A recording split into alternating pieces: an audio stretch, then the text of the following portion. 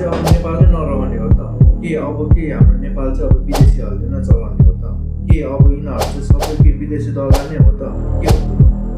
सुन्नु त यो कुरा अब दुर्गा बर्सराईको के हो यो खास गरेर सुन्नु त।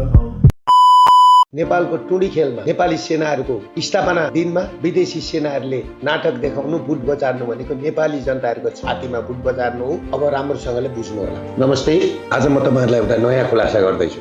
सेप्टेम्बर 3 भदौ 18 गते मैले भारतका प्रधानमन्त्री सम्माननीय नरेन्द्र मोदी साथै चीनका राष्ट्रपति श्री सी जिनपिङलाई भदौ 23 र 24 गते अर्थात् सेप्टेम्बर 8 र 9 मा जेएनजीहरूको नाममा योजनाबद्ध रूपले यो घटना हुँदैछ भनेर मैले त्यतिखेर पठाएको थिएँ, स्टेटमेन्ट पठाएको थिएँ, एउटा विज्ञप्ति उहाँहरूलाई मेल गर्दै थिएँ। आज त्यही कुरा पुग्दै गएको छ। अझै तपाईँ हेर्दै जानुहोस्। हिजो फागुन 3 गते शिवरात्रिको दिन सैनिक मञ्च टुडी खेलमा नेपाली सैनिकहरूको स्थापना दिवसमा विदेशी सेना, त्यसमा पनि अमेरिकन सेनाहरूले परेड खेलेको देख्नुभयो। यो सुरुवात चाहिँ एमसिसीको हो।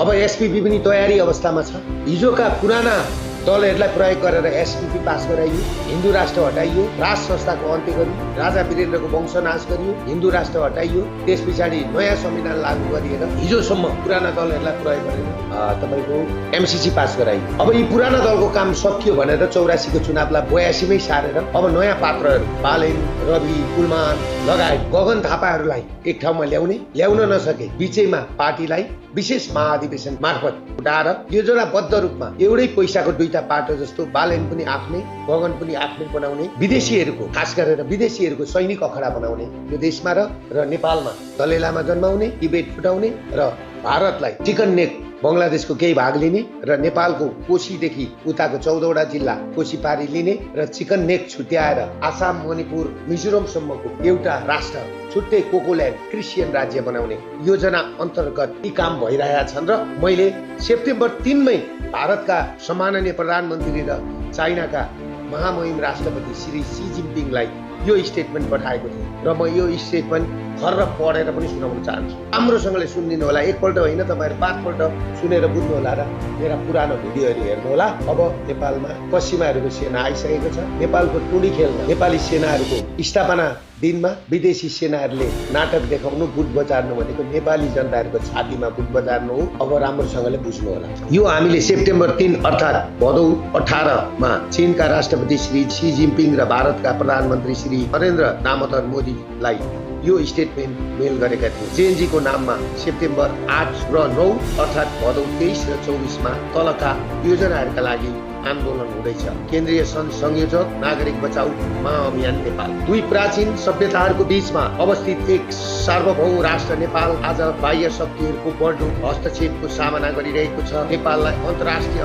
रणनीतिक प्रयोगशालाका रूपमा व्यवहार गरिँदै आएको स्पष्ट हुँदै गएको छ, जहाँ पश्चिमी राष्ट्रहरू विशेष गरेर संयुक्त राज्य अमेरिका र युरोपको प्रभावमा राजनीतिक, सांस्कृतिक र सामाजिक प्रयोगहरू सञ्चालनमा गरिएका छन्। राजा महेन्द्रको 2028 सालमा राजा महेन्द्रको रहस्यमय हत्यापछि 28 सालको नयाँ शिक्षाबाट सुरु भएको देखिन्छ, जुन पश्चिमी मार्गदर्शनमा तयार गरिएको थियो। उक्त नीतिले योजनाबद्ध रूपमा नेपालको मातृभाषा र आदिवासी स्थानीय संस्कृतिलाई पछाडि पार्दै अङ्ग्रेजी भाषालाई प्राथमिकता दियो, जसले राष्ट्रिय पहिचानलाई क्रमशः कमजोर पार्ने प्रक्रिया प्रारम्भ गर्यो। त्यसपछिका राजनीतिक घटनाक्रमहरू 2036 सालको जनमसङ्ग्रह, 2046 मा बहुदलीय प्रजातन्त्र पुनर्स्थापना, 2052 सालदेखि सुरु भएको माओवादी सशस्त्र जनयुद्ध, 2058 साल जेठ 19 गतेको राजा वीरेन्द्रको वंशनाश हुने दरबार हत्याकाण्ड, 2065-63 सालको जनआन्दोलन तथा 2072 असोज 3 गते जारी गरिएको संविधान, यी सबै नेपालका सांस्कृतिक र सभ्यतागत आधारहरू कमजोर पार्ने निरन्तर बाह्य योजनाको प्रतिबिम्ब भएको देखिन्छ। 2072 सालको संविधान, जसलाई जनताको ठुलो हिस्साको इच्छा विपरीत ल्याएको भनिन्छ, नेपाललाई धर्मनिरपेक्ष घोषणा साथै गणतन्त्र घोषणा गर्यो र प्रस्तावनाबाट हिन्दू शब्द हटायो र राज संस्था हटायो, जसले शताब्दीदेखि कायम राष्ट्रिय विरासतलाई कमजोर बनाएको आरोप लगाइएको छ। परम्परागत राजनीतिक दलहरू लामो समयदेखि यस रणनीतिक योजनाका रूपमा प्रयोग हुँदै आएको स्पष्ट भएको छ। अझ चिन्ताजनक कुरा के छ भने नयाँ उदाउँदा नेताहरू राजनीतिक शक्तिहरू जस्तै गगन थापा, विश्वप्रकाश शर्मा, बालेन्द्र शाह र रवि लामिछाने समेत यस व्यापक भू-राजनीतिक ढाँचामा अर्थात् योजनाबद्ध रूपमा प्रयोग हुँदै आएको देखिन्छ। यी नेताहरूलाई एउटै राजनीतिक मञ्चमा ल्याउने प्राय प्रयास भएको भनाइ छ। यो सफल नभए आन्तरिक पार्टी विभाजनदेखि देखा पर्न सक्ने र नेपाली कांग्रेस पार्टी विशेष महाधिवेशन तथा राजनीतिक प्रक्रियाबाट असामयिक विघटन हुन सक्ने संकेत गरिएको छ। यदि गगन थापा वा बालेन्द्र शाह सरकारमा प्रवेश गरे पनि उनीहरू पश्चिमी स्वार्थबाट प्रभावित निर्देशित रहने धारणा व्यक्त गरिएको छ। बाह्य शक्तिहरूका लागि बालेन शाह वा गगन थापा मध्ये जोसुकै आए पनि परिणाम लाभदायक नै पश्चिमाहरूकै रहने र दुवै हातमा लड्डु हुने अवस्था सिर्जना भएको आरोप लगाइएको छ। यसैबीच ग्रेटर नेपाल जस्ता नाराहरू अघि सारिँदै गर्दा क्रिस्चियन र मुस्लिम समुदायको विस्तार मार्फत जनसाङ्ख्यिक परिवर्तन प्रोत्साहन गरिएको आरोप लगाइएको छ। यसले हिन्दू समुदायलाई कमजोर पार्ने, सामाजिक सद्भाव भन्न गर्ने र हिन्दू समाजका मान्छेहरूलाई बाह्य बसाइसराईलाई बढावा दिने उद्देश्य राखेको छ। यी सबै रणनीतिक कदमहरूको मूल उद्देश्य तिब्बतको विखण्डन मार्फत चीनलाई अस्थिर पार्नु, साथै नेपालमै दलाई लामा जन्माउनु र भारतलाई साना साना कमजोर राज्यमा विभाजन गर्नु रहेको छ। नेपालको खुला सिमाना, नक्कली भारतीय मुद्राको कारोबार, लागु औषध तस्करी तथा अवैध हतियार ओसार पसारका लागि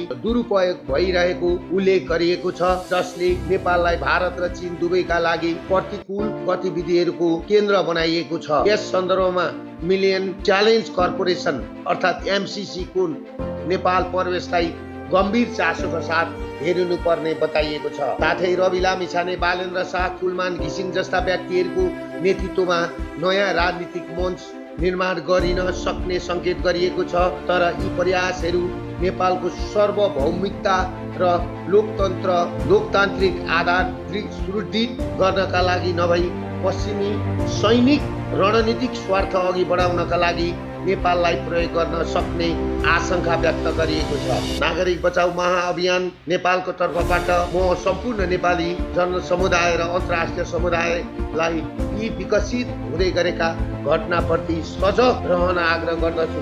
नेपालको सार्वभौमिकता, सांस्कृतिक विरासत र सभ्यतागत पहिचानको सम्मान हुनुपर्छ। दक्षिण एसियामा शान्ति, स्थिरता र सद्भावमा खतरा पुर्याउने कुनै पनि बाह्य एजेन्डा र एजेन्टका लागि नेपाललाई धार भूमि बनाउने प्रयास अस्वीकार्य हुनुपर्छ। नेपालको टोली खेलमा नेपाली सेनाहरूको स्थापना दिनमा विदेशी सेनाहरूले नाटक देखाउनु, बुट बजार्नु भनेको नेपाली जनताहरूको छातीमा बुट बजार्नु हो। अब राम्रोसँगले बुझ्नु होला। नमस्ते।